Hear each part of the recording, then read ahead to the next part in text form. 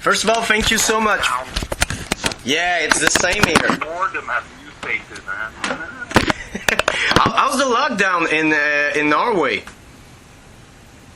What? The lockdown? Yes. It's kind of, well, for me, I don't notice that much of a change because I'm pretty much introvert, staying at home alone and flipping the bird out of the window regularly, and I've been doing that since I was like born. So it just, my lifestyle suddenly got a name, and we all can wear masks, and tell people to fuck off and stay away. So I'm kind of happy about it because after 40 years, like punk rock won, because that kind of behavior was regarded as only punk rock people did that earlier. Now everybody's acting like 15-year-old punks, so it's great. Yes, I felt that too. It's true. And, there's a lot of people that, are in the same situation. I'm not, even with the radio show, I'm not a social person outside that timing. When I do the radio show, it's okay. I'm sure it's the same with you when you go on stage. But outside that, I prefer to stay alone and do my thing and be in my bubble. Yeah, and it's kind of the best way to act out your narcissistic side without hurting anybody, Yeah. But then again, well, it's global. It's people are isolated from meeting each other, and a lot of people are hurting, and we're struggling with addictions or mental illnesses, and they were super dependent on having contact with other people, and now they have been secluded from that and isolated for almost a year, and it's becoming pretty dark out there, and that's the serious side of it. That it's the global mental health situation is totally freaking me out, and to see how people are week by week deteriorating, and that breaks my heart to see. Yeah, imagine people that just start like a program of desintoxication, and they're on the first week, first month, and everything shut down. You're all alone suddenly, it's just, it's dark time. It is. So I've been like kind of using some of my time last year, well, pretty much the time I all the time trying to get together some sort of way to gather all these people, and all the people that have relatives or friends that are in a shitty situation mentally or addiction wise, and I made this like hashtag campaign called Out of Darkness, and I had just one now released like episode, like a stream like on the internet just before Christmas at the solar eclipse day, where things suddenly becomes a little bit brighter and the sun comes back. And so I'm working currently with making episodes of that, where I just do acoustic songs and then actually speak about these issues, addressing them from episode to episode, especially male mental health and suicide, addicts, mental patients, and depression, and war veterans that are also hurting from being isolated, struggling with trauma and post-traumatic trauma disorders, and I'm going to do this through this year and try to air as many episodes as I can about that, because obviously I can't travel around to meet people, and that has always been one of the better things about touring in the world, is that you got to meet people and listen to their stories and make a difference, like one-on-one contact, or on stage, giving energy and just flipping the bird and saying fuck you to everything and shake ass. We can't do that anymore. So I'm airing all these episodes this year with the hashtag Out of Darkness in it, trying to reach out to all fans and all my friends and everybody who's struggling wherever in the world, and just reminding each other that we are in this shit together, everybody. And even though it feels like we're alone forever, we're not. This is going to work out. Just take care of each other.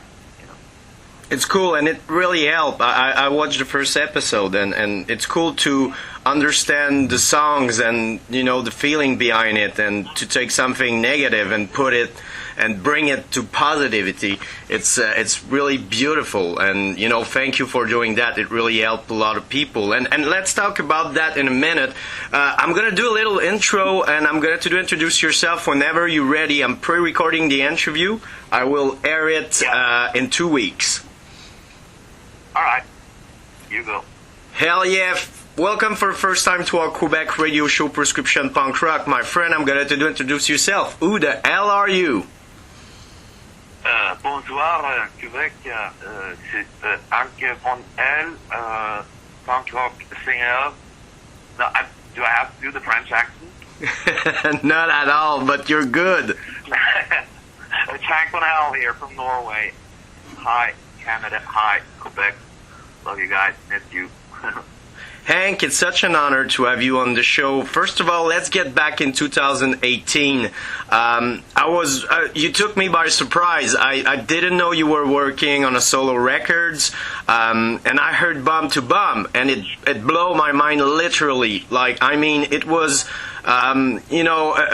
like the phoenix. It was rising from the ashes, and I don't know if it was meant to be that way, but that records was a huge hit everywhere, because it was perfect. There's so many things in that record. But what was the process of saying, okay, let's do a records, let's get back on track and rock this world again? Well, it was mostly like kicking and screaming and trying to get away from the producer A&R and the label. And every time my mind tried to say, hell no, I'm not doing it. Come back, man. Like, I'm a busy guy, being busy, watching shit, grass grow or something, So I was not very enthusiastic when I was approached by the label, and they asked me, do you want to do like the comeback solo style? And my head said no, fuck no, and my mouth said yeah, all right. And without realizing it, it became a big deal, because I got to kind of make the album of my dreams, the ultimate album for me, the album I would have wanted to hear when I was like 14. And I'd never done that before, and this was the first opportunity that I had to kind of be totally in control over my own album, and it was all done secretly without anybody knowing it until we released Bum to Bum. Nobody knew until the day the single was out with the video, and I was really not expecting it to blow up that kind of be a little bit clever, but it looks like I was a little bit too clever for my own good, it seems. Because here I am, still. Yeah, you know, when it's in your blood, it's something that it's hard to get out. You know, it always get back to you, and it was a good timing because people were in need. The world of rock is pretty different now. The world of punk rock, it's really different, and it's kind of album that, you know, like I said, was so original that it brings something new, but it's still you. You know, we recognize the Hank Von L from the Turbonegro era, but we felt that you're way more happy to do it, and that, you know, you did it your own fucking way. No compromise. Yeah, and yeah, thank you for noticing, because that was the terms that I set to actually agree to do this. But yeah, I just wanted to make the punk rock that I grew up with, that kind of shaped the Scandinavian death punk sound, that and all the influences that I had. And I realized also that a really good album hadn't been released in the world of rock in like 15, 20 years, you know, and I just wanted to take my sound or my style, you know, and just bring it up to present time, bring it up to 2018, and that was very consciously done. Like, let's go back to the roots and time travel back to the best elements of my music and of punk rock, and bring it back to 2018 and just make the ultimate album, you know, and I still think that I succeeded in doing that, and the feedback from out there also confirms that. So yeah, that was the target, and fuck yeah. And were you surprised of the reactions of people? Because there was a lot of new fans, people that didn't know you back in the days, maybe younger people. Yeah, and I'm totally 1,000,000,000% super happy about that exactly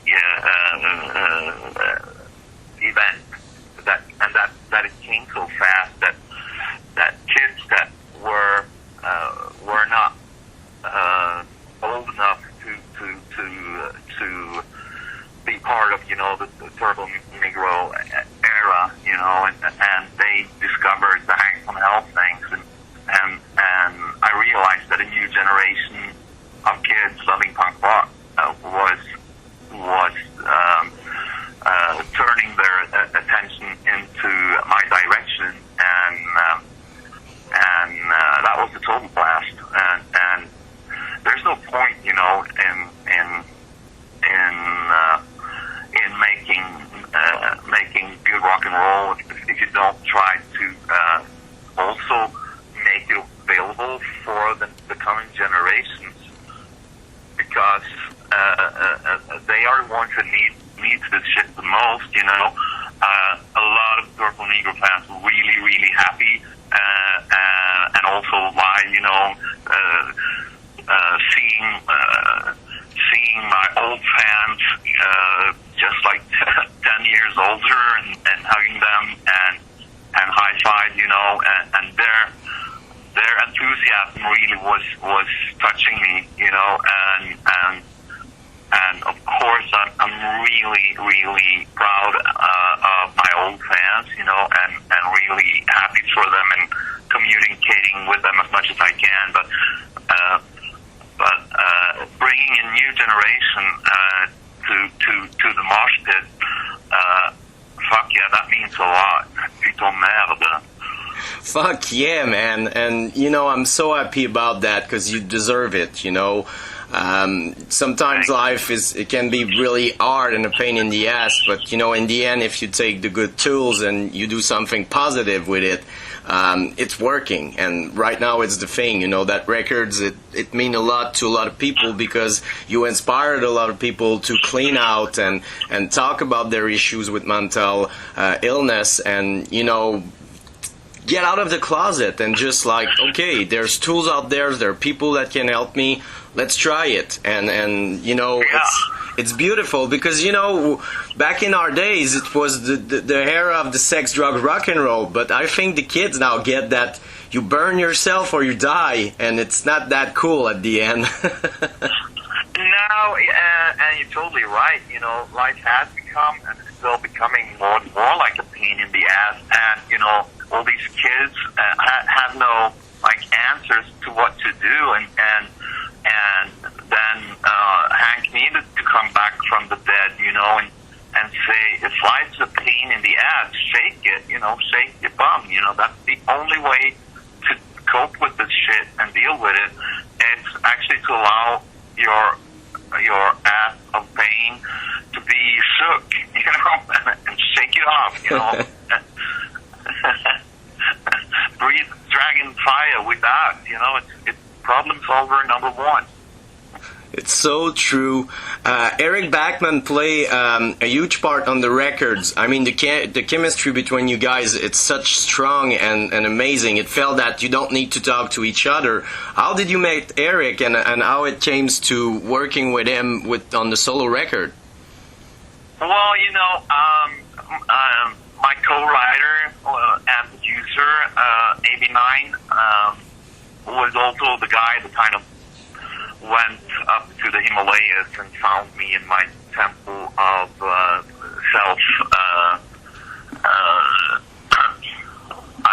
self-based. What is that a word? No, yeah, I don't know. I was just sitting there being full of myself. Let's invent a word. But, yeah, and he said that he had this kid that was this great talent, and as we kind of created, I don't write songs. Actually, I design them, and have totally other decisions and in the ways I start the song, and I make it in a different way than others, because I kind of first define what kind of effect I want this song to have and where it is supposed to be connected to the other songs. So it's pretty much laboratory work and design work, and then it was a total blast to have Eric on the album and have his really fast way of both adapting into my thinkingness, but also kind of being the asset that 89 and me, as we were kind of the creative duo in this, producing the whole thing, and it turned out to be a very amazing meetings. But because I hadn't met the guy until that day we recorded and made Bum to Bum, in Stockholm, some months earlier than in front of the release, So Eric is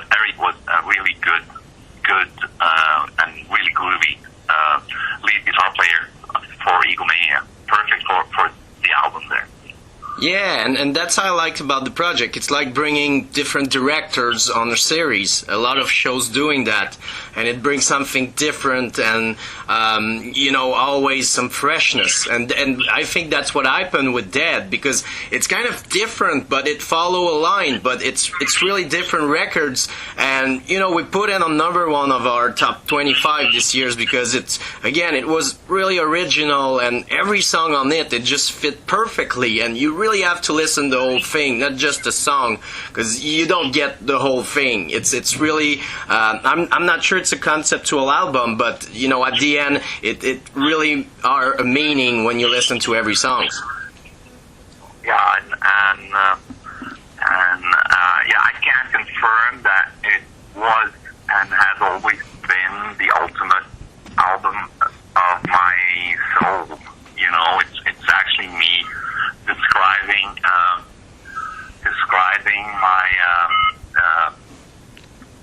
my whole motivation for everything, and also just kind of mapping out the fucking inner demon that's been haunting me since birth. So it's a much deeper album, where Egomania is more like, we released the album on the Dia de la Muerta, the Day of the Dead, where the dead loved ones comes back to life and celebrate life with their loved ones, and that Mexican fiesta, and it was the resurrection album, and it was coming back in white, with colors and flowers, but then having had that celebration, the question immediately would come, and I knew it would come from my listeners, but also I knew the universe and my own career artistically had to answer, where the hell have you been? Where the fuck are you? And what's going on inside you? Because you're totally fucked up. And explain yourself, and the answer is, well, yeah, that's because I'm dead. and that's the story about being dead. and dead in every aspect of the term, So it's a much more, it's a darker album, but it's also very my definition of myself, and also opening up for when the listener to realize that listening to Dead for the listener is not an album about myself, it's about themselves. So I had the need to express where the depths of my darkness lie, and the content of having dealt with all these really hard and troublesome issues. When the party is over and the resurrection feast is kind of over, the dead go back to the underworld again, and then the questions comes, where have you been, where are you going, and I had to answer that for myself, and the answer had to be made in a way that the listener also realizes that it's an album about themselves as well, and that is the concept of Dead, and that is kind of my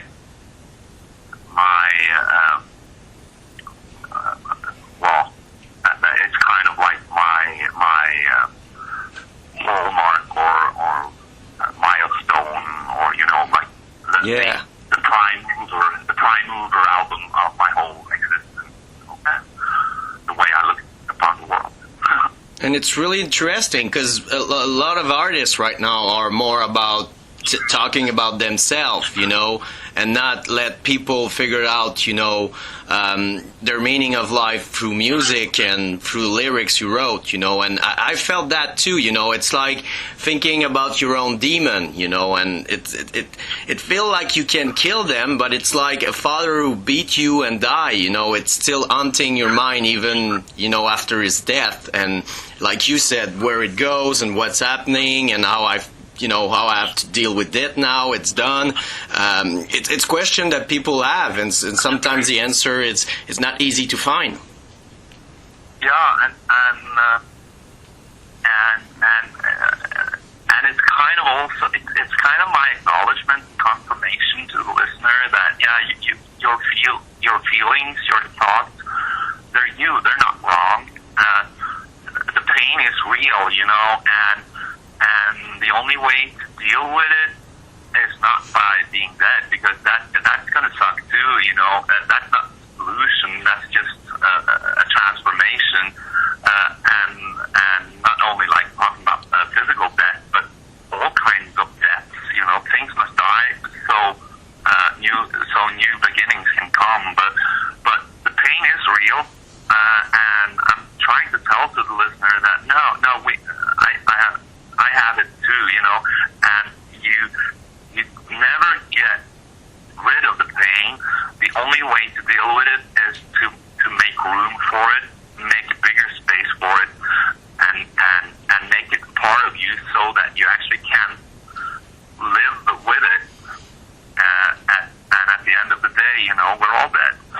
It's true, and I love the concept. It makes you think a lot about that, because you're right. And with the situation right now, the pandemic and everything, we just realize how dead our life can be at some point. And a lot of people are not living their dream, their passions. They're like restrain their self, and now they realize, okay, if life ends tomorrow, what I did with my life, I worked for somebody that were making way more money than me, and I think that there's gonna be a kind of wake up when things gonna get back slowly, and people gonna like realize that simple thing are what important. Yeah, and it's kind of weird, I had this feeling that I just had to release it in 2020 on my birthday, which is also my mother's death day. She died on my 6th year birthday. Oh shit! And I released the album on that day, the 15th of June, and that also, is kind of the old international hack day, for all my fans has always been, and so it was like being born and dying and everything in one day. And the feeling I had was that it had to be done in 2020, and that was before even knowing that the pandemic would take the turn it did. And in retrospect, I just have to say, like, the aesthetics of a pandemic, like a fucking plague, that actually is more killing people's minds than their bodies,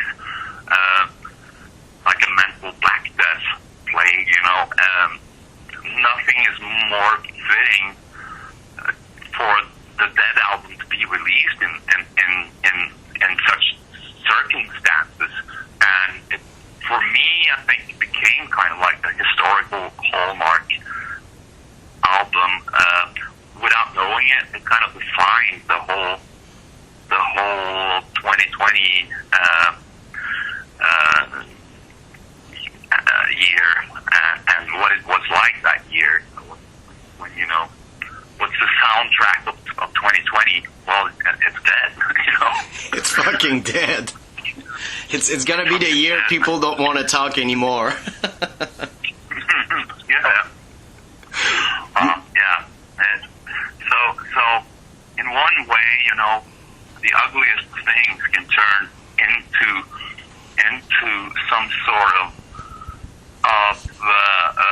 beauty. Some of the most beautiful words are sad ones. And and in one, it turned out to have this element of sorrow with it, that is kind of beautiful, because it's not beautiful to lose your mother when you're on your 6 years birthday, but then again, it created Hank from Hell and Hank's universe, and the Dead album is kind of creepy too. I had to use like 2 months just to convince the label to allow me to call it that, because they said, you can't call it Dead, Hank. And I asked them why, and they said, well, that it just triggers so many emotions in me, and I said, well, that's exactly why it's going to be called Dead,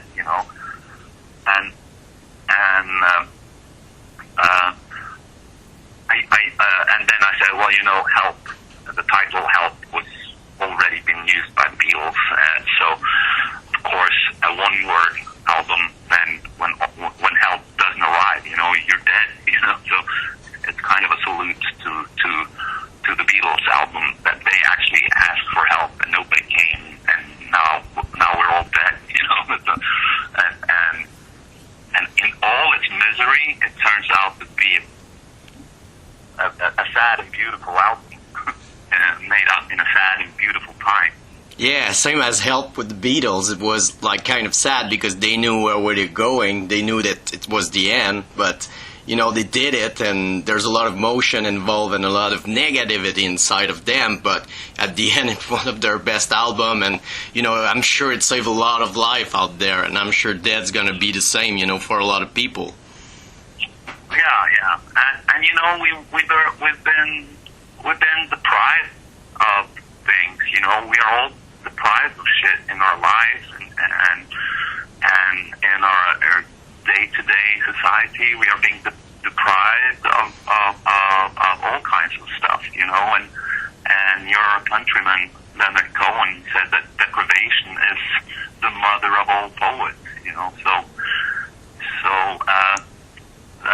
this is like, just like the Help album was back then, this is the deprived poet. On December, you release new songs. You did like you did with Fake It in 2019. That sound means a lot because it talk about mental issues, and like you said, we're at the end of the rope of our mental. People are cannot take it anymore. We're almost a year's inside, so it was a perfect timing, in December, just before Christmas. People knew they ain't gonna see a lot of families and everything. It really helped me when I heard the songs. It's just like, yeah, it's sad, but it brings a lot of joy too inside when you understand why you did it. Yeah, I See a Darkness was the song that was performed by and written by Bonnie Prince Billy, that songwriter, and Johnny Cash made it famous on his latest albums, and that song kind of touched me many years ago, and some really tragic stuff happened in my life. In the Christmas before that, Christmas 2019, where one of my best friends and brothers killed himself on Christmas Day, and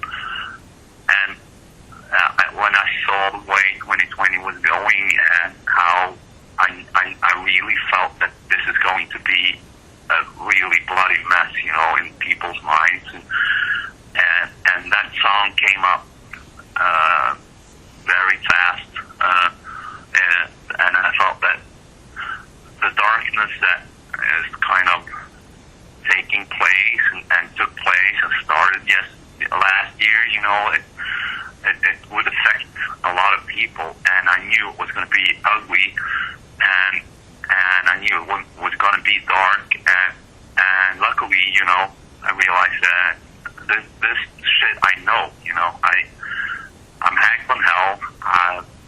I'm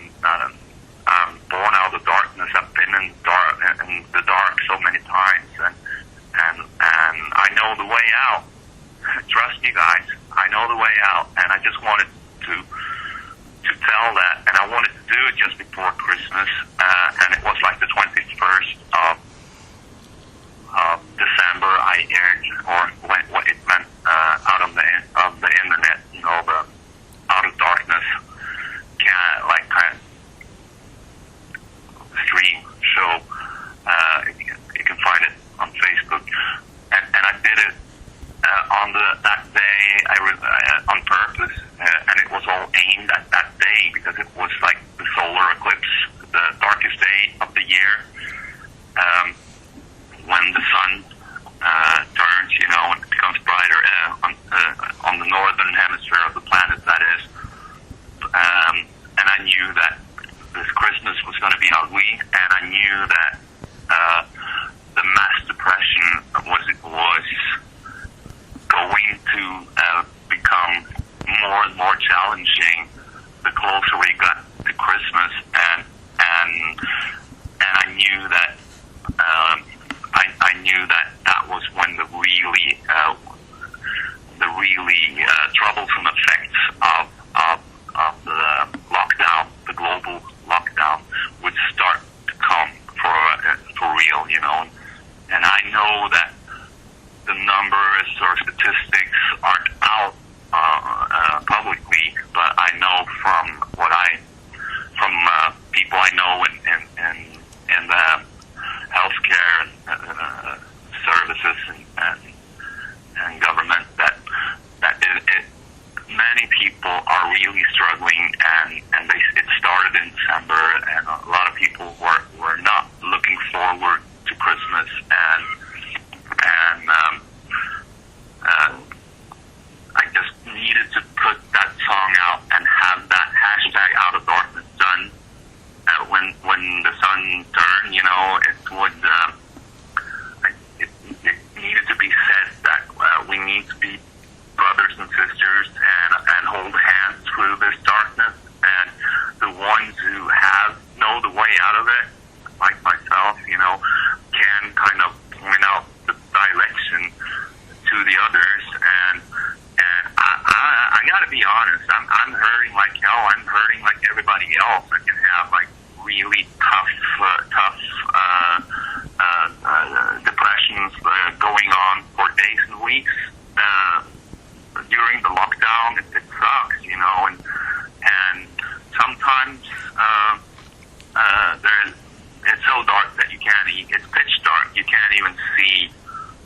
You can't even conceptualize the idea of anything becoming any brighter or illuminating anything again, you know, in life.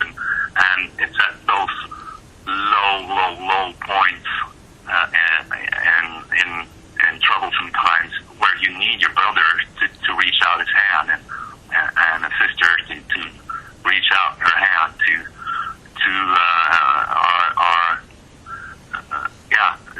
each other and just hang in there. You know, I got you, because tomorrow I'm going to need you to have me, because today I know there is light, and I'm going to lead today. Tomorrow I'll fall apart. I'm going to have to ask you to lead me out of the darkness tomorrow. So let's just keep each other alive and remind each other that there is light, you know, and you need someone else to say it, because you can't think it yourself when the curtains go shut in your mind and everything becomes pitch black, you know.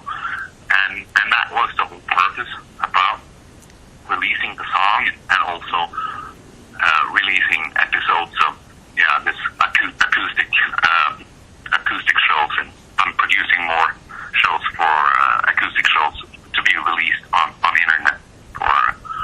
I'm actually making episode 2 right now as we speak. It's going to be recorded very soon, released. But I knew 1 year in advance that next Christmas is going to be ugly, and it turned ugly, and it was dark for so many that I just had to have this song out and have this message out to people, because I knew it, and I needed to hear it myself, and I need others to believe it myself. So that, come on, the only way we can get out of this darkness is together. It's so true, and thank you for doing that. When I heard the songs, it bring me back when one of my best friend killed himself on my birthday, and each year on my birthday I celebrate his name and remember that time and how it hurt people around him and family, because it's not the solution. And so seeing that and seeing that people embrace that is just beautiful, because at the end, as you said, if we want to get out of that, we need to be together more than ever. And I hope people will understand that now, and that we're gonna be more kind to each other than just before that pandemic. Yeah, we just can't leave anybody behind, because anybody left behind in the dark now stays there, and it is extreme.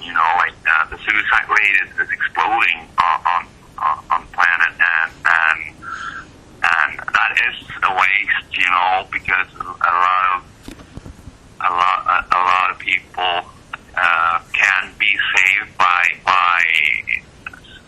some attention, some kindness, and when we get to the other side of this shit, we are going to mourn our lost ones, but we are also going to celebrate our loved ones again, and we are going to be seeing sunlight again.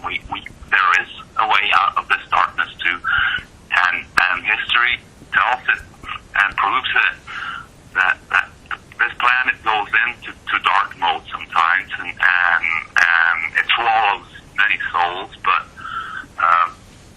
at the other end of it, there is a new beginning again, and just hang in there, everybody, and ask for help, call somebody, and if somebody calls, answer, and you don't have to talk too much deep about what's going. We all know that it sucks, but just be there. You don't have to do anything but tell how you are and what you feel. And on the other side, when somebody tells you how they are and how they feel, just listen and understand and take care of each other. Because there is no rule about how you're supposed to feel. There is no law about how to deal with this. This is individual. There's no book about how to handle this. So we can't point fingers at each other. And say you're mourning or your depression or whatever. It's wrong. Because what you feel is what you feel. So we can't point fingers. We can't afford that. We have to reach out and stretch out our arms with a full open hand, and not a pointing finger, So and embrace each other. You don't have to agree with everything, but just be aware that what you feel is what you feel, and that is how you are. But and it's hard and it's sad, but it's not wrong. Not at all. It's not wrong. And thank you so much, Hank, for being such a rad human being. A lot of stars are there that don't really care about the fans, or they're not sharing their experience, like you did. And thank you for doing that. You're welcome. And of course, I encourage all my colleagues, because a lot of my colleagues, also me included, we lost everything because we couldn't play live, and just we can't maybe save everything, but we can be there for our fans and tell them that we know this sucks, we know this hurts, we're hurting too, we're hurting together with you guys.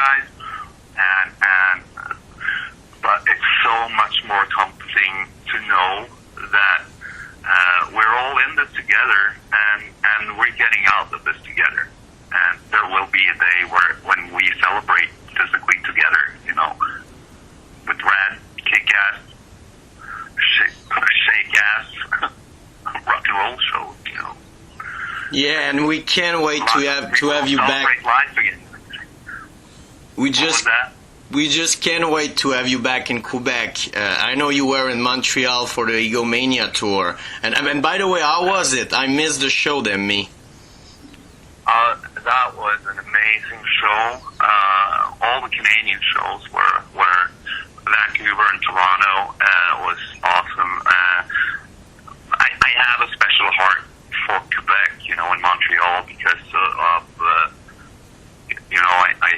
I learned French when I was a kid, so I don't know much of it, but I know enough French to get a very special relationship with Jacques Brel and all his children.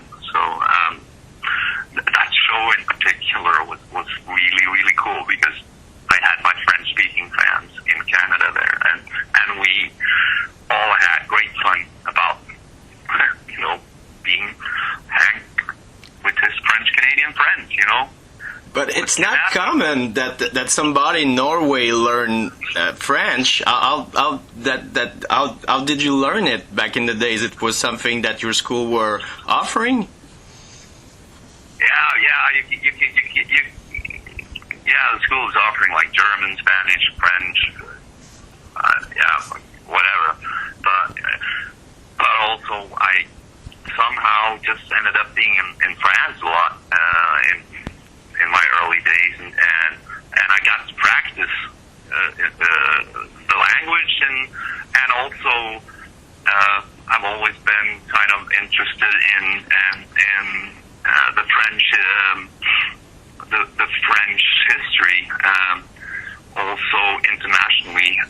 So I went also to Vietnam, and to when I was younger, and just to see how Indochina was like, and find the French connection there, and also coming to Montreal, and Quebec, the whole history about the French roots there, and when I go to New Orleans, the French quarters, the French connections, and I've always just loved that weird superpower, that has it's so two-sided, it has all these great aesthetics, and when you say you love somebody in French, you actually believe them. But if you say, because oui, je t'aime, you kind of believe that, that means that they actually love me. But if I go to German, it's like being executed. If somebody says I love you in German, it's like ich liebe dich. It's like being shot in the head. How? Don't love me, that hurts, so I speak German as well, but I like le raffinement des langues françaises. Ton français est vraiment excellent, Hank.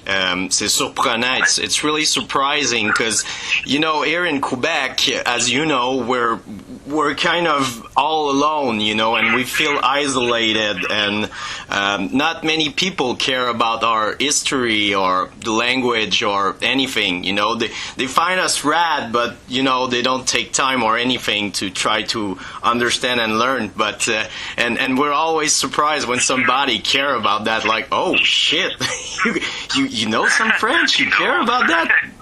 There's people that know us outside outside Canada. Yeah.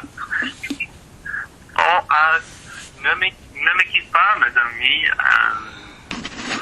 I love you all, and I know what I love, for better or worse, there are some sides to Quebec that maybe don't look edible on other people's plates, but even the bad side, it's part of who you are, and the painful part of being a French speaking state in Canada. I know it has sucked sometimes, and I know that some of you guys have been pretty pissed off at the English, but even that has its explanation historically, and I think that don't give up on me. I'll be back, and we'll be hugging and French kissing. I can't wait, man. I really hope to shake your hand in person when that pandemic is done. And there's a special place in the heart for you, Hank. And again, I repeat myself, but thank you for everything, man. Being such radio man, the talent, the music, and everything. We need that more than ever. And thank you for not giving up, making music and still living that passions. Because, it helped a lot of people and it changed a lot of people. And it's great. It's positive. And thank you for being such a rad dad too.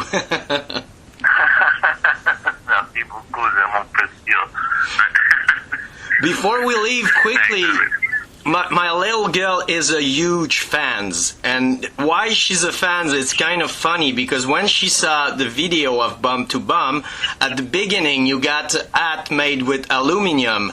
And she's like, wow. And she's trying to make some now because she's really like, wow, I want to do this. This is so cool. And she loved the song. She loved the records. And can you just say hi to her because she's at school and she wanted to hear the interview. What's her name and age? Her name is Alicia and she's 11. She just turned 11 weeks ago. Yeah, my girl just turned 12. So hi, Alicia. This is Hank, and just want to say hi from me and Elsa Victoria, my daughter, who's 1 year only older than you, and maybe one day it would be really cool if you girls could hang out. Till then, just keep rocking. There are many girls like you in the whole world that really love good punk rock. Hell yeah, Hank, you're very generous of your time. I really appreciate it. I really had a blast. The subject and everything, it really helped me too. And I learned a lot from that. And man, I'm gonna wait for you in Quebec. And till then, have the time of your life. And thank you for saving life, my friend. Thank you guys, and just hang in there. I'll be back, I promise. I love you all guys. Okay, bye-bye, and hell yeah! Hell yeah. Cheers, Hank.